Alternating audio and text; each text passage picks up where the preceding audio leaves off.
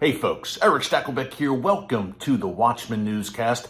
Pardon my set today. I'm coming to you from an undisclosed location. This is a hotel room. As you may have guessed, I am on the road right now, but I did not want to miss a chance to give you one of our regular Tuesday newscast updates. A lot going on in the Middle East as always. Number one, Iran carrying out yet another major military drill today. Tuesday, January 19th, and number two, the Iranian regime making noise about enriching more and more uranium that would lead to a nuclear bomb. We'll get into it in a second. Before I do, I just want to encourage you to subscribe to the Watchman News channel right here on YouTube and click the notification bell so you get alerts every time we post a new update. Folks, we're posting them now practically every day because so much is going on here in 2021. And we're bringing you the kind of cutting-edge, timely analysis that you just won't hear anywhere else, certainly not in the mainstream media. So let's get into it. We've been following very closely over the past 2 weeks these major Iranian military drills in the Persian Gulf and the Gulf of Oman. Let's rewind real quick. It all started about 2 weeks ago with a major drone drill, the first of its kind carried out by Iran, where they showcased hundreds of military attack drones, the kind of drones that could carry out air-to-air attacks, air-to-surface attacks, and also so-called suicide or kamikaze drones that can be packed with explosives and hit their target. So that was a big deal. These were domestically produced Iranian drones, which is another interesting point there. That kicked things off about 2 weeks ago. In the wake of that, Iran unveiled two new warships just last week. One was used for missile launchers. The other was a helicopter carrier. And in the meantime, Iran has also carried out short-range, mid-range, and long-range missile tests. Again, folks, this is all just in the last 2 weeks. I think the most significant of those tests, and we talked about it on our Saturday, January 16th newscast. You can check it out here on our archives. It happened on that day, on the 16th.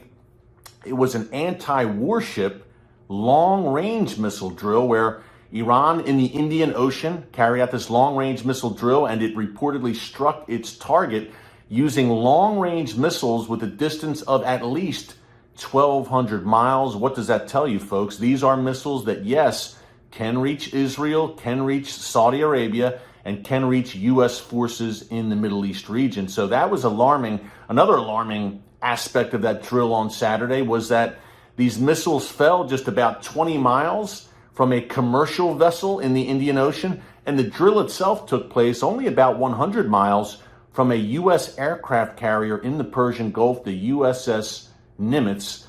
That all led up to today. Now, we've had the air drills, we've had the naval drills, the missile drills, so it makes sense that Iran would have a ground forces drill. That's exactly what they had today on the Gulf of Oman. Iranian commando units and Iranian airborne units, paratroopers carrying out this major ground forces drill. So what Iran has done over the past 2 weeks, they've showed the world, number one, some of their new and advanced hardware, warships, long-range missiles, and showed their military capabilities. But number two, clearly, they are continuing to attempt to send a message to Israel, the United States, Saudi Arabia, and the Sunni Arab nations that they are on war footing. Now, the United States and Israel, as we've documented many times here in the newscast over the past few weeks, are also on war footing. And we are heading, I fear, folks, in 2021 towards a collision course. The Iranian regime is vowing revenge for the deaths of terror kingpin Qasem Soleimani at the hands of the United States and the demise of the father of their nuclear weapons program, Mohsen Fakhrizadeh, on November 27, 2020. Iran continues to vow revenge. Israel and the United States, rightly so, are saying, hey, don't even think about it. We're not going to let you do this without a strong response. That's why we've seen shows of force from Israel and the United States as well over the past several weeks with B-52 bombers, submarines, the aircraft carrier that I mentioned. So it's a tit-for-tat thing going on, and the collision course, I fear, will only heighten or speed up or become more probable in 2021 because of the Biden administration's apparent desire to re-enter the Iran nuclear deal. Which brings us to our second piece of news today. I'm just going to pull it up real quick on my laptop from the Times of Israel website. They've got a good rundown of it. We've been telling you here that Iran is enriching uranium now at a very dangerous clip. They are in violation of that 2015 nuclear deal, which the United States, thankfully under President Trump, pulled out of in May 2018, but which Germany, France, China, and Russia are desperate to keep alive, and which President Biden, he's inaugurated in Washington, D.C. tomorrow, January 20th, which he says he wants to re-enter this Iran deal.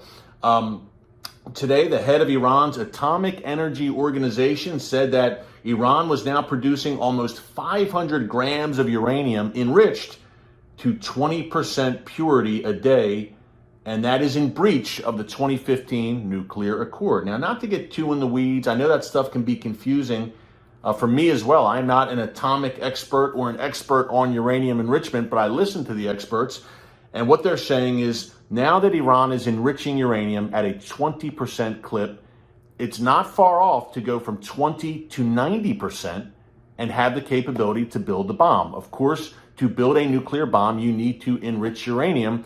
And Iran also, we reported here on the newscast last week, is now producing uranium metal, which is also a crucial component to building a nuclear bomb. Hello, they're not fooling anyone. They can say this is for peaceful purposes, but anyone with common sense can see that Iran wants the bomb. Unfortunately, we live in times where common sense is not so common, but that's exactly what's happening, folks. They're driving for the bomb. They've been doing it all along, and according to various atomic experts, Iran could break out in 3 to 6 months. If they want the bomb, if they really want it, they can do it within months. So we've been saying that the Middle East is a tinderbox, right? Well, indeed it is. Now, an interesting point here, I mentioned the Biden administration and Joe Biden desiring to get back into that Iran nuclear deal. Of course, he was the vice president under the Obama administration who secured that deal back in 2015. But Biden's nominee for Director of National Intelligence at her confirmation hearing yesterday said, well, we aren't going to be so fast to re-enter that deal. We want to address Iran's ballistic missile program and their nefarious activities in the region. That was actually very refreshing to hear, folks, because my main criticism of the Iran nuclear deal was, of course, well, several criticisms, but two of my main criticisms were that Iran's burgeoning ballistic missile program was not even mentioned in that deal. And number two, Iran's terror activities throughout the region were also not even addressed. Can you imagine striking a deal with Iran, the world's number one state sponsor of terrorism, the region's, the Middle East's number one developer of ballistic missiles, and not bringing those 2 points to the table? Insanity. And I don't say that lightly. So if Joe Biden is hell-bent on re-entering that deal, let's just hope and pray that ballistic missiles are on the table now. Iran's terror sponsorship and activities throughout the region, including, as an American, killing, at least hundreds, maybe even 1,000 or more U.S. troops in Iraq over the past several years. Let's hope that all that is mentioned. Hezbollah, Hamas, the Houthis in Yemen, these radical Shia militias in Iraq, that all march to the beat of the drum in Tehran. My preference is no deal at all, because the Iranian regime has shown very clearly, as we just laid out, they're not going to keep to the deal and they're not going to follow it. They are committed to acquiring the bomb. It's going to be a very interesting 2021. Hey, quick programming note, the Watchman TV show on TBN, you can now catch Fridays at 6:30 p.m. Eastern, or right here on YouTube, you can catch full episodes as well. Until next time, from my hotel, thanks for joining us today. God bless you. And remember, never hold your peace.